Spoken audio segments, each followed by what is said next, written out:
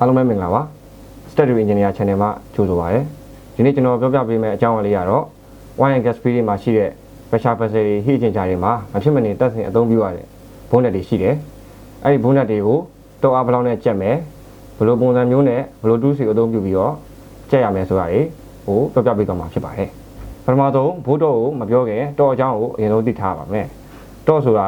ဂျန်နရီအားဖြင့်အရာဝတ္ထုတစ်ခုကိုလေအောင်လုံနိုင်တဲ့အားကိုဆိုလိုရင်းပဲဖြစ်တယ်ဥပမာ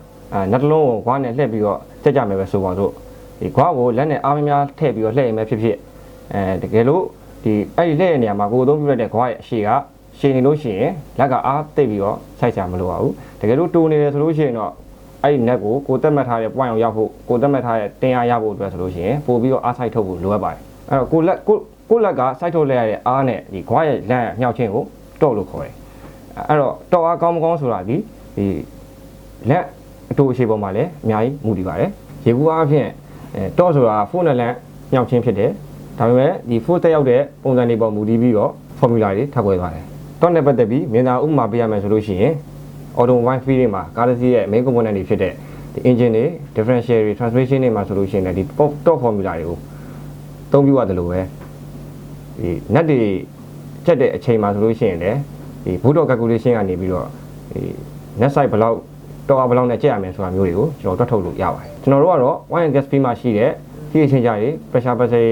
တွေကိုအဓိက design ဆွဲပြီးတော့တွက်ထုတ်ပေးရဖြစ်တယ်အဲ့တော့သူ့မှာလည်းစိတ်ပိုင်းတွေအများကြီးရှိတယ်အဲ့ဒီနေရာမှာကျွန်တော်က general အဖြစ်နှစ်ပိုင်းခွဲလိုက်တယ် pressure pad နဲ့ structure pad ဆိုပြီးတော့ကျွန်တော်နှစ်ပိုင်းခွဲလိုက်တယ်အဲ့ဒီ pressure pad တွေ structure pad တွေမှာလည်းဒီဘိုးတွေ net တွေတုံးထားတာကြီးတွေ့ရတယ်အဲ့တော့အဲ့ကောင်တွေနဲ့ပတ်သက်ပြီးတော့ PCC1 နဲ့ဘယ်လိုတွက်ထုတ်ရလဲဆိုတာတွေကိုနောက်လာမယ့်ဗီဒီယိုတွေမှာဆက်ပြီးတော့ရှင်းပြသွားမှာဖြစ်ပါတယ်အဲ့တော့ဘုံနက်တွေကို pressure vessel တို့ heat exchanger တို့မှာဘယ်လိုနေရာမှာတွေ့ရလဲဆိုလို့ရှိရင်ဒီ channel side နဲ့ share side ကိုဆက်ပေးတဲ့နေရာတွေဖြစ်တဲ့ preference နဲ့ UC တို့နေရာမျိုးတွေ nozzle fan တွေ settle တွေအဲ့တော့ time rock ဖိုးတွေအဲ့လိုနေရာတွေမှာအများဆုံးတွေ့ရပါတယ်အဲ့ဒီအစိပ်ပိုင်းတစ်ခုချင်းစီမှာအသုံးပြုမဲ့ဘုံနက်တွေအတွက်ဘိုးတော်တွေကိုကျွန်တော်တို့ကတွက်ထုတ်ပေးရတာဖြစ်ပါတယ်ဘိုးတော်တွေကိုဘာလို့တွက်ထုတ်ပေးရလဲဒီတိုင်းကြီးကြက်ရင်ဟောမရဘူးလားပေါ့တကယ်တော့ဘိုးတော်ကိုတွက်ထုတ်တဲ့နေရာမှာလဲသူ့မှာရည်ရွယ်ချက်တွေရှိပါတယ်အဓိကအဖြစ်ပြောရမယ်ဆိုလို့ရှိရင် internal pressure တွေကိုခိုင်နာရရှိဖို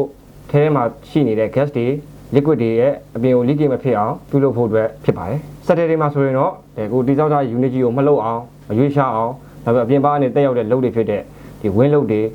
piping load seismic load blast load အဲ့ဒါတွေကိုအကုန်လုံးကထည့်သွင်းစဉ်းစားပြီးတော့တွက်ထုတ်ပေးရတာဖြစ်ပါတယ်အဲ့တော့ဘိုးတော် TV ဆိုလို့ရှိရင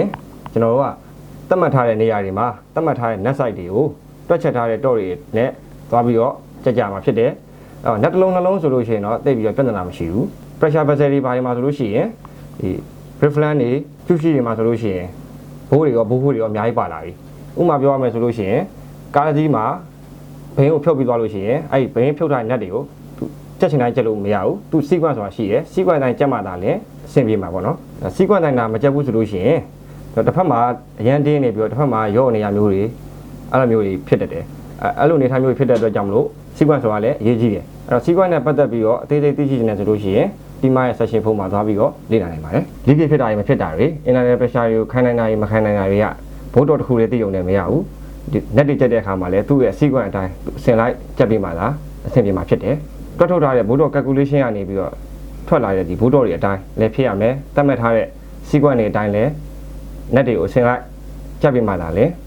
internal pressure leakage တွေကိုခိုင်နိုင်ရှိမှာဖြစ်တယ်ဘိုးတော်တွေကိုလည်းတွက်ထုတ်လိုက်ပြီး sequence တွေကိုလည်းသိသွားပြီအဲ့တော့ net တွေကိုချက်တော့မယ်ဆိုတော့ဘယ်လိုချက်ကြမလဲအဲ့တော့ရောက်မလို့ဘယ်လိုသိမလဲဆိုလို့ရှိရင်အဲ့အတွက် tools တွေသတ်မှတ်ထားတဲ့ tools တွေရှိပါတယ်အခုလက်ရှိကျွန်တော်တို့ design လုပ်ရတဲ့ project တွေမှာအသုံးများတဲ့ tools 3မျိုးရှိပါတယ်အဲ့ဒါရတော့ဒါတွေပဲဖြစ်ပါတယ်လိုအပ်တဲ့နေရာမှာလိုအပ်သလိုသုံးရတယ်တောအားနည်းရင်နည်းသလို manual torrent တွေကိုသုံးတယ်တောအားများရင်များသလို hydraulic နဲ့လုပ်တဲ့ torrent တွေဖြစ်တဲ့ hydraulic bolt titanium machine တွေ hydraulic bolt tension တွေ tools တွေကိုသုံးတယ် manual torrent တွေကိုတော့တော်တော်များများမြင်မှုကြမယ် automobile နဲ့ပတ်သက်တဲ့လူတွေဆိုလို့ရှိရင်ဒါကိုသိပြီးသားဖြစ်တယ်hydraulic နဲ့ပတ်သက်တဲ့ torrent တွေရဲ့အသေးစိတ်အချက်လက်တွေကိုတော့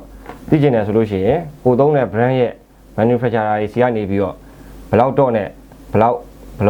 လိုချက်ရမယ်ဘယ်လိုအားနဲ့ချက်ရမယ်ဆိုရဲ catalog တွေကိုတောင်းယူလို့ရတယ်ဘယ်လိုအသုံးပြုပုံတွေရမှာအစားသူတို့စီမှာဗီဒီယိုတွေရှိတယ်အဲ့ဒါတွေကိုသွားပြီးတော့အသေးစိတ်လေ့လာနိုင်မှာဖြစ်တယ် hydraulic torrent တွေကလူအားလည်းသိစိတ်စရာမလိုဘူးအသုံးပြုတာလည်းလွယ်ကူတယ်ပို့ပြီးတော့လည်းတိကျတယ်အဲ့အတွက်တောအားရမ်းများတဲ့နေရာတွေမှာဆိုရင် hydraulic torrent တွေကိုပဲအသုံးပြုတာများလာကြတယ် January အရဆိုလို့ရှိရင်ဒီ688 Newton meter ပေါင်900 feet ပေါင်နဲ့အထက်တွေဆိုလို့ရှိရင်တော့ဒီများသောအားဖြင့် manual torrent တွေကိုအသုံးမပြုတော့ဘဲနဲ့ဒီ hydraulic torrent တွေကိုပဲအသုံးပြုလာကြပါတယ်ဒါတွေကတော့ torrent နဲ့ပတ်သက်ပြီးတော့သိရှိထားရမယ်အခြေခံသဘောတရားတွေဖြစ်ပါတယ်အားလုံးကျေးဇူးတင်ပါတယ်